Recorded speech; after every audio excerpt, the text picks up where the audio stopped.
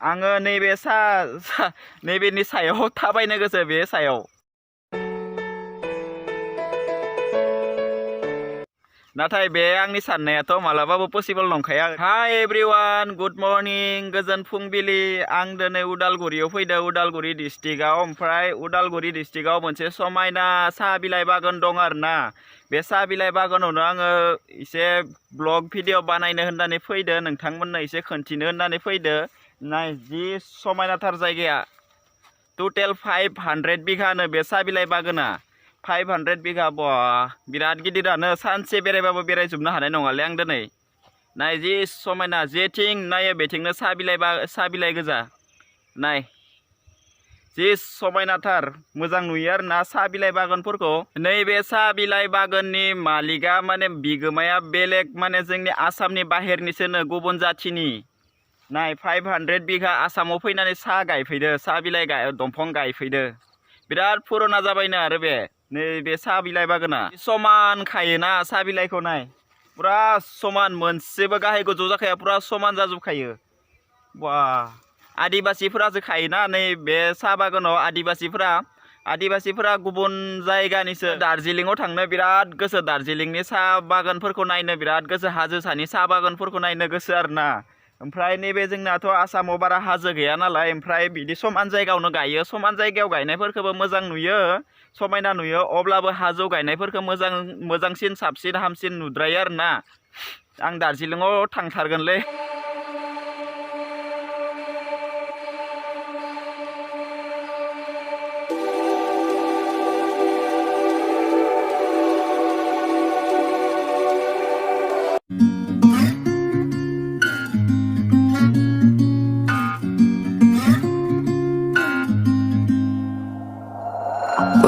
मैया आङो दिघली पुखुरियाव थांदोंमोन, गुवाहाटी पान बाजारनि दिघली पुखुरियाव थांदोंमोन। बेनि ब्लग भिडिअखौ आङो आंनि इउटुब चेनेलावनो आपल'ड होबाय। जाय भिउवार्स नोंथांमोना, आंनि साबस्क्राइबार नोंथांमोना दासिमबो नायाखै, स' थांनानै नायहैथांदो। जा मोजाङै बानायनो नाजादो आरोना भिडिअफोरखौ। दा आंखौ गावखौनो डेभेलप खालामनो नाजागासिनो, आंनि भिडिअनि स्किलफोरखौ डेभेलप खालामनो नाजागासिनो। आं ब्लगिं साबसिननिख्रुइ हामसिन ब्लगिं भिडिअ बनायनो थाखाय नाजागासिनो।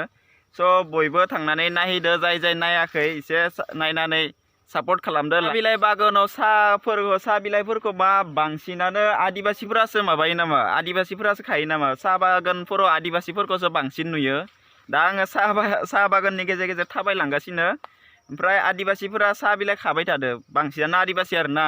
आदिबासिफोरखौ माने इंराजफोरासो लाबोदोंमोननो जोंनि आसामाव, ब्रिटिशफोरा लाबोदोंमोननो साहा बिलाइ खानो थाखाय, खामानि मावनो थाखाय लाबोदोंमोननो। ओमफ्राय बिदिनो ब्रिटिशआथ' थांबायनो, ओमफ्राय आदिबासिफोरा थालांदोनो आरोना, जोंनि बे आसामाव थालांबायनो। बिदि बिजाबाव फरायनो मोन्दोंमोनलै। नैबेनि सायाव थाबायनो गोसो, बे सायाव। नाथाय बे आंनि साननायाथ' मालाबाबो पसिबल नंखाया। ओरैनो सानो आरोना, साननायावलाय मा थाङो, सानबाय थानांगौ जायखिजाया मानसिफोरा, नंगौना नङा? जिखुनु सानबाय थानांगौ, साननायावथ' जेबो फैसा नाङाना। नैबे सायाव साहा बिलाइ दंफांनि सायाव आं थाबायनो गोसो सिद्दा। बागाननि गेजेरावनो मोनसे मार्केट दङ, मार्केट माने बाजार दङ आरोना। बे बाजाराव आदिबासिफोरा बाजार खालामो, माने सप्तायाव सानसे सुटि मोनोनो, बे खालि बाजार खालामो। आं सिगांबो खेबसे फैखांबाय बे बाजाराव, नाथाय जि लोंनानै लामाफोरावनो गोलैना थायो आदिबासिफोरा। बे खालि जि लोंना फाग्ला बायदि लोंखायो। जोंनि बर' हारियाव बिदि गैला आरोना, दासिम बारा नुनो मोनला बिदि, माने लोंनानै गोलैना थानायफोरखौ एसे खम जालांबाय आरोना। ओमफ्राय गुबुन जातिफोरखौ नुयो दाना बिदि लोंनानै लामाफोराव गोलैनाय, बांसिन लोंनाय। ओमफ्राय आदिबासिफोराबो जि जौ फाग्ला लोंखायो। बे साहा बागानफोरखौ हाजो सायावसो बांसिन समायना नुयो। ओमफ्राय नैबे जोंनिया समान जायगा आरोना, नैबे हाजो नङा। हाजोफोराव जा समायना नुयोना साहा बागान थाबाथाय, सिनारि आरोना। बे साहा बागानखौसो नायनो गोसो। इउटुबावथ' गोबां भिडिअ नुबाय, ओमफ्राय गाव थांनानै पुरा गावनि मेगनजों नायनो गोसो आरोना, थांनानै पुरा लाइभ। उदालगुरियाव आरो दाबसे जायगा दङ, करामर टि गार्डेन। करामराव सानसे थांगोन। करामरा नैबे आं दा थानाय साहा बागाननिख्रुइ बांसिन समायनाद्राय। बेयावथ' फ्लाइटबो बायो आरोना, फ्लाइट माने हेलिकप्टार बायो बे करामराव। नोंथांमोनाथ' गोबाङानो नुबाय भिडिअ, ओमफ्राय आं नुवाखै आरोना। भिडिअथ' नुबाय, नाथाय आं थांनानै नुवाखै। थांगोन आरोना, थाबैनो थांगोन बे करामर साहा बागानाव। थांबाथ' नोंथांमोना भिडिअ मोनखागोन। थारैनो जोबोद समायना उदालगुरि जायगाया। नैबे साहा बागानाबो बिराद समायना, 500 बिघा बा धेमालि बाथ्रा नङालै 500 बिघायाव गिदिंजोबनाया आरो गिदिंबाबो गिदिङाबाबो एखेसो ना साहा बागानाथ' सब समान गोजासो नंगौना नङा गिदिंजोबनो हायाबाबो जेबो नङा समान गोजासो एखे जेथिं थाङो बेथिंनो एखे गोजा बे सायाव थाबायनो गोसो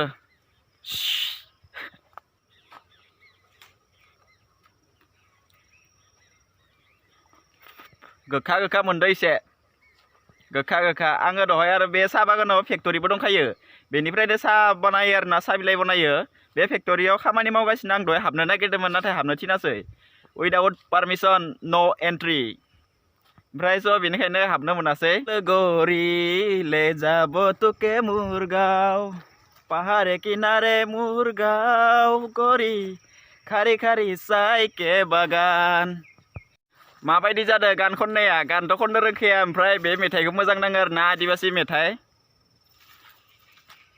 बिदिनो आरो ना रंजा खुसि मिनि खुसियै थानांगौ साननैसोनि जिउ माला थैयो माला थाङो पात्ता गैया बेनिखायनो हाजासे जायगाफोरखौ मोजां मोजां जायगाफोरखौ एक्सप्लर खालामनो नाजानांगौ नायनांगौ फिलिंस लानांगौ थांनानै बेनो आरो ना इन्जय खालामनांगौ थैनायनि सिगाङाव स' आंनियाथ' बेनो आंथ' थैनायनि सिगाङालासे गोबां जायगा नायगोन फुरा बेरायबायनो थागोन आङो जेसेबां इनकाम खालामो बेनि आधा आङो जायगा नायनायाव उरायगोन फैसाखौ बै साइडथिं मोनसे रुट बानायना दोनदों गेजेरथिं गारि खारनाय लामा ओमफ्राय बे सिगाङाव आं दहाय होननाया मार्केट दङ होननाया बै सिगाङाव बेथिं एसे थांबानो मोनो बे मार्केटखौ मंगलबारै हाथाय जायो बे मार्केटाव मंगलबार आरो देवबार जायो नामा देवबार खालिबो जायो बायदि मोनदों आङो ओमफ्राय मंगलबारै जाखायो लोंनानै गोलैना थानायफोरखौ नुगोन आरो ना मंगलबारै जि जौ जौ मोनामखायो जायगायानो फाग्लासो प्रडाक्सन खालामनायाव जोंनि आसामा नाम्बार 1 दं ना साहानि थाखाय पुरा फेमास जोंनि आसामा नंगौना नङा बिलाइ प्रडाक्सन खालामनायाव जोंनि आसामा नाम्बार 1 आव गोलैयो खोमा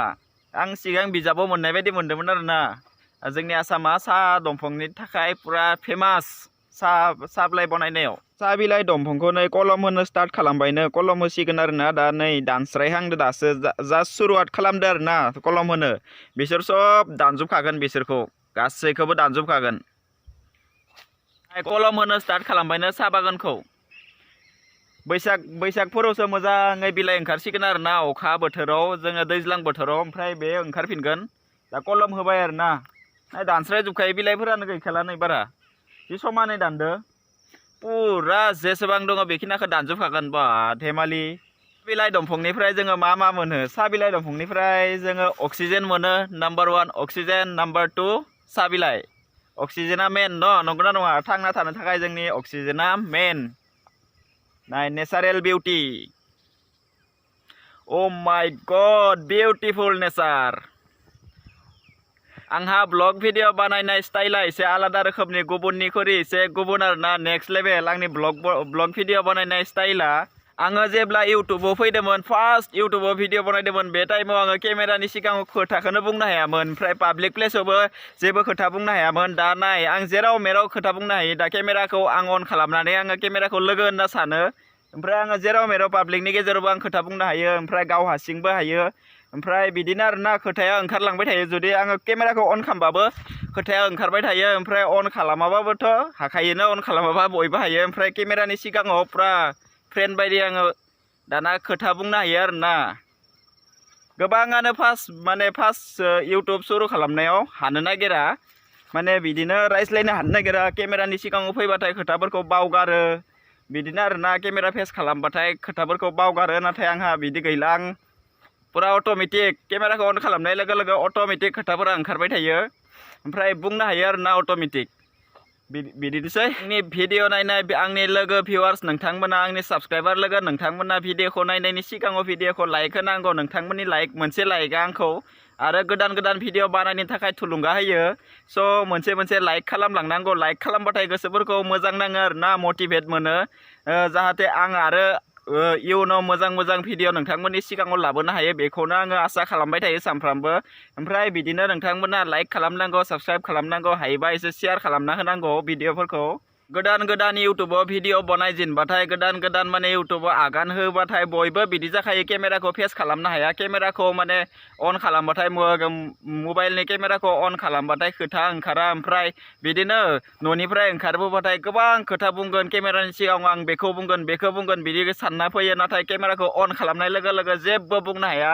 बे प्रब्लेमा बयनोबो जाखायो जेमान गेदेर गेदेर इउटुबारानो जा बिसोरनोबो जायो बे प्रब्लेमखौ बिथांमोनाबो फेस खालामनो गोनां जायो आरोना फार्स्ट टाइमाव आंबो खालामदो ओमफ्राय आं आंनि एक्सपिरियेन्सफोरखौ बुंदो आरोना नोंथांमोननि सिगाङाव शेयार खालामदो ओमफ्राय बिदिनो उनाव माने लासै लासै गासैबो थिग जालांजोबो उनाव नों केमेरा अन खालामबाथाय नोङो नन स्टप आनलिमिट खोथा बुंबाय थानो हागोन बिदिनो आरोना फार्स्ट टाइमाव बयबो जाखायो ओमफ्राय बे सुरुआथ' माने बिदिनो होननाया लामा दङ होननाया आङो बे लामाथिंनिफ्राय फैदो ओमफ्राय बेथिंबो लामा दं ओमफ्राय बाजारा बै साइडथिं नैबे लामाथिं ओइ मानसि थांबाय थादों नङा बे लामाथिं आरोना बाजारा मार्केटआ आं आरो मास मोननै थानानै मट' ब्लगिं स्टार्ट खालामगोन आङो मास मोननै थानानै बाइक गंसे लागोन होननानै सानगासिनो ब्लग बनायनो थाखाय बाइक बिराद दरखार ओमफ्राय बाइक थाबाथाय जेराव मेराव थांनो हायो आरोना ओमफ्राय बिदि गारि जायगाफोरावबो थांनानै एक्सप्लर खालामहैनो हायो आनएक्सप्लर जायगाफोरखौबो नायहैनो हायो बाइक थाबाथाय बाइक माने आङो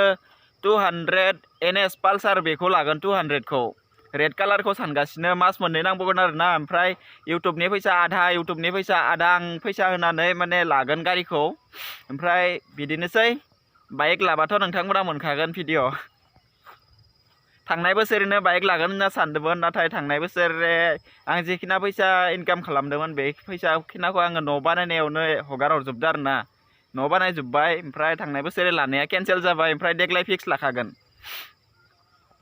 मार्चआव लागोन मार्च आरो मास मोननैल' दिनैनि भिडिअखौ बेखिनियावनो दोनथ'नोसै ओमफ्राय दिनैनि भिडिअखौ बारा गोबाव खालामला भिडिअखौ जुदि नायनानै एसे मोजां मोनदों नोंथांमोना भिडिअनि सिङाव लाइक खालाम भिडिअनि सिङाव कमेन्ट खालाम ओमफ्राय सोरबाफोर जुदि दिनै गोदानै हाबफैदों आंनि चेनेलाव स' प्लिज अननानै साबस्क्राइब खालाम चेनेलखौ थाबैनो 10K खालामना होदो 10K जासिगोन आंनि इउटुब चेनेला स' थाबैनो थांनानै नोंथांमोना साबस्क्राइब खालामनानै 10K खालामना होदो 10K खालामबाथाय मोनसे स्पेसियेल भिडिअ नोंथांमोननि थाखाय बनायगोन 10K खालि बारा नांला इसेल'सो नांबावगौ 10K जानो ओमफ्राय टाटा बाय बाय टेक केयार जै बर' हारिनि